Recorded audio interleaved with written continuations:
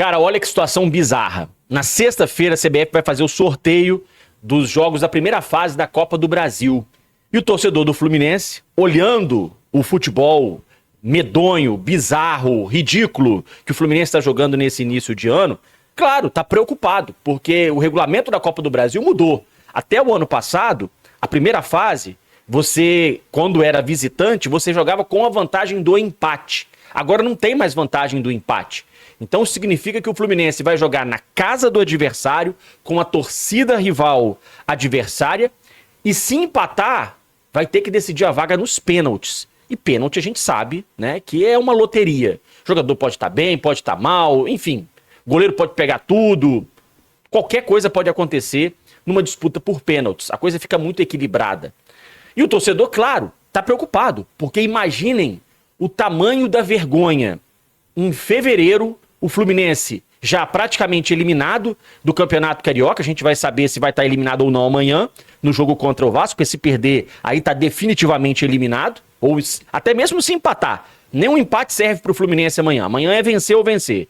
E ainda assim não sabe se vai conseguir se classificar, né? Vai depender aí de uma combinação de resultados.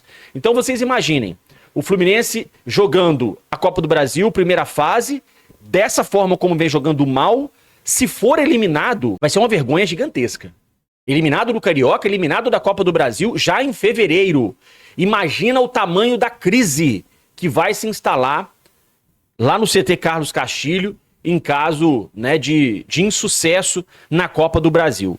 O Fluminense vai enfrentar, gente, nessa Copa do Brasil, um desses times que eu vou citar para vocês agora. O Souza, da Paraíba. Ano passado o Cruzeiro foi eliminado na primeira fase pelo Souza, tá? Atenção, hein?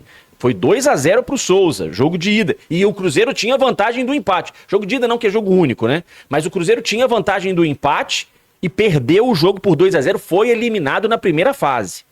Além do Souza, tem o Tocantinópolis, o São Raimundo de Roraima, o Maringá, o Cascavel, Pouso Alegre, Asa de Arapiraca, União Rondonópolis, Porto Velho e Sergipe. Desses times, o São Raimundo é aquele que está a uma distância maior do Rio de Janeiro. São 5.300 quilômetros de distância do Rio até São Raimundo. O mais perto seria, para o Fluminense, seria o Pouso Alegre, que fica ali no sul de Minas Gerais. Mas mesmo assim, mesmo se enfrentar o Pouso Alegre, que são 384 quilômetros, o Fluminense vai ter uma dificuldade na questão da logística. Porque não dá para você, por exemplo, pegar um avião do Rio de Janeiro até Belo Horizonte e depois fazer o restante do trajeto de ônibus, porque fica mais perto o Fluminense pegar um ônibus direto do Rio para Pouso Alegre do que pegar um ônibus de Belo Horizonte para Pouso Alegre, né? Vai de avião até BH e depois vai de ônibus. Fica mais perto e direto do Rio de Janeiro para Pouso Alegre. Só que a estrada, até onde eu sei, do Rio para Pouso Alegre, você passa um trecho de muitas montanhas, aquele pedaço ali de Passa Quatro, né, que você atravessa, você sai do Rio para poder chegar em Minas Gerais, vai chegar bem ali no sul de Minas, vai passar por Caxambu, enfim, aquele pedaço ali de Passa Quatro tem muita serra, tem muita montanha, enfim, acho que é uma viagem até certo ponto cansativa. Então, até mesmo para enfrentar um time que não tem uma distância, né, longa, como por exemplo São Raimundo, que são 5.300 quilômetros, o Fluminense vai ter aí uma certa dificuldade para resolver essa questão da logística. Mas tem outras cidades também que o Fluminense pode ter que ir jogar, que também são distantes. Caso, por exemplo, de Porto Velho, 3.500 quilômetros. Se enfrentar o Tocantinópolis, 2.400 quilômetros. Se enfrentar o Souza, 2.200 quilômetros. E aí você chega, depois de uma viagem longa dessa, provavelmente vai jogar em um gramado duro ou muito fofo, em um estádio com pouca estrutura. Então, tem várias dificuldades essa primeira fase da Copa do Brasil que o Fluminense vai ter que superar.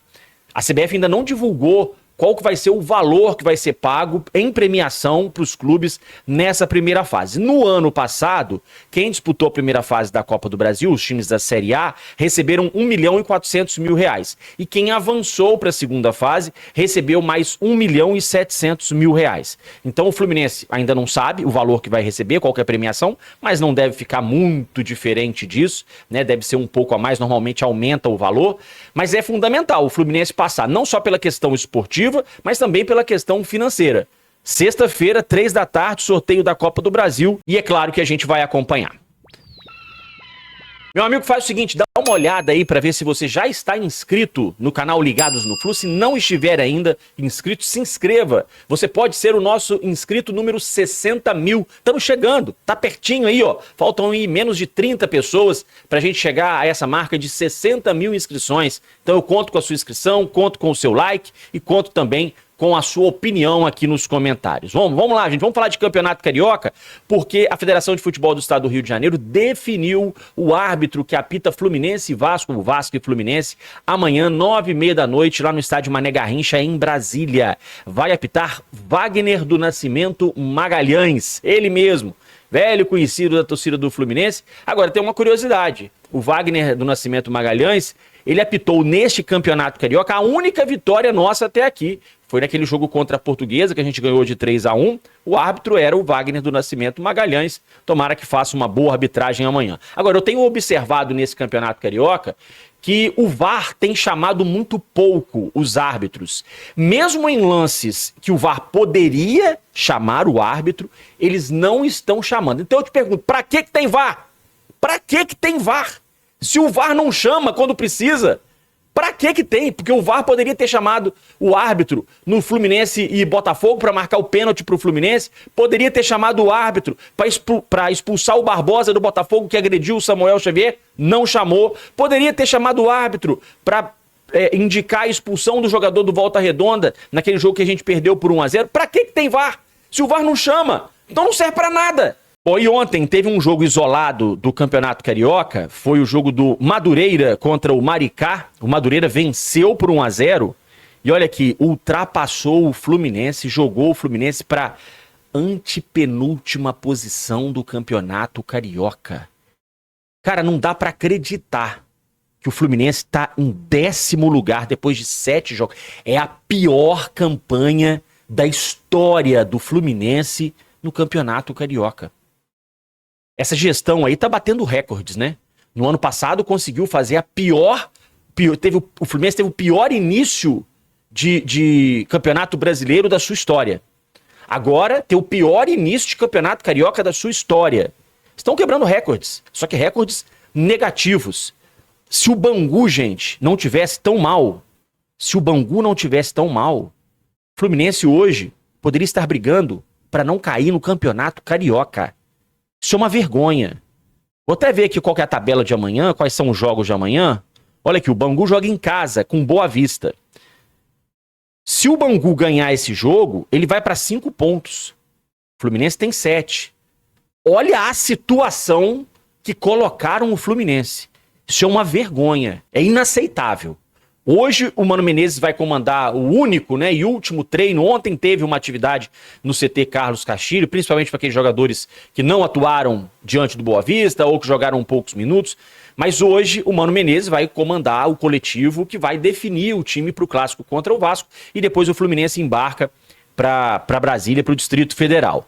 Ontem o Mano ganhou uma boa notícia, que foi o retorno do Lima aos treinos. O Lima, gente, ele teve uma contratura muscular, por isso que ele ficou fora das últimas partidas. Só que ele não deve começar jogando. Como tá voltando agora, ficou aí alguns dias sem treinar, sem poder jogar também, o Lima, ele deve ser opção no banco de reservas para o jogo de amanhã diante do Vasco. Só que o Mano Menezes vai contar com a volta de alguns titulares que foram poupados contra o Boa Vista. Caso, por exemplo, do Thiago Silva, do Thiago Santos, do Martinelli, esses jogadores devem ser titulares. E o grande questionamento da torcida do Fluminense nesse momento é por que Riquelme Felipe não é titular dessa equipe.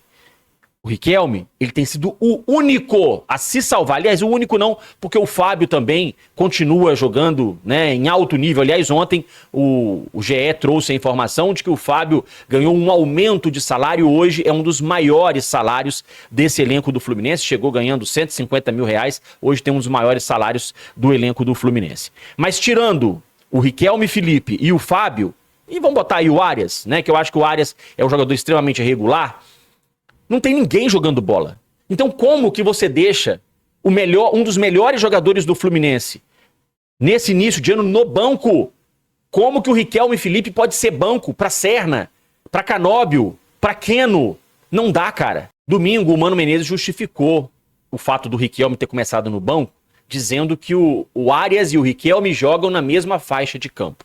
Não é bem assim, mano. Não é bem assim. Vamos ser sinceros. Porque no jogo contra o Botafogo, o Arias, ele começou jogando centralizado ali naquela faixa de campo onde atua o Ganso. E você escalou o Serna e o Canóbio. Você preferiu escalar Serna e Canóbio e deixou o Riquelme no banco.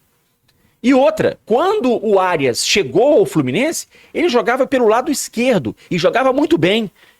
O Luiz Henrique jogava na direita e o Arias jogava na esquerda. Ah, mas o Arias prefere jogar na direita. Tá, cara. Mas você não pode deixar o Riquelme fora do time. É dever e obrigação do Mano Menezes encontrar uma solução para que o Riquelme possa jogar. O melhor jogador do Fluminense nesse campeonato carioca não pode ficar fora. Você, mano, ganha e ganha muito bem para encontrar soluções. Não é para fazer o mais fácil. Ah, eu tiro um e pronto. Então quer dizer que se você tivesse no time Romário e Ronaldo Fenômeno, você ia deixar um no banco? Os dois não podem jogar juntos? Se você tem dois ótimos jogadores, mas eles jogam na mesma faixa de campo, problema é do treinador. Encontre uma maneira dos dois jogarem juntos. Isso é obrigação sua. Você ganha muito bem para encontrar soluções. O que não pode é o Riquelme ficar fora desse time. Porque reparem, gente, o Fluminense marcou apenas 6 gols nesse campeonato carioca. 3 saíram única e exclusivamente porque o Riquelme estava em campo.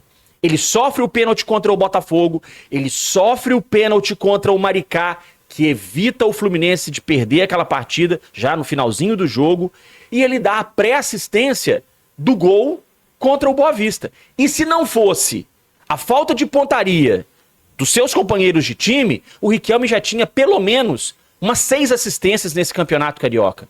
Então, mano, é seu dever encontrar um lugar para o Riquelme jogar. Não me interessa se o Arias joga na mesma faixa de campo. Arrume um jeito, coloque um na esquerda e o outro na direita. A base do Fluminense, para esse início de ano, tem que ser Fábio, Thiago Silva na zaga, Hércules no meio campo. Quando o Ganso voltar, Ganso, Riquelme de um lado, Arias do outro. O resto, você escolhe quem você quer. Mas esses jogadores têm que ser a base do Fluminense. Não podem sair do time. Encontre uma maneira de fazer o Riquelme jogar junto com o Arias. Bom jogador não pode ficar no banco. O Riquelme, ele não pode ser reserva para Serna, para Keno, para Canóbio, para jogador nenhum. Riquelme hoje precisa ser titular do Fluminense. É o único que tá jogando bola nesse início de campeonato carioca. Então, mano, se vira e arruma um lugar pro Riquelme jogar. Pessoal, é isso. Muito obrigado pela presença, pela audiência, grande abraço e até a próxima.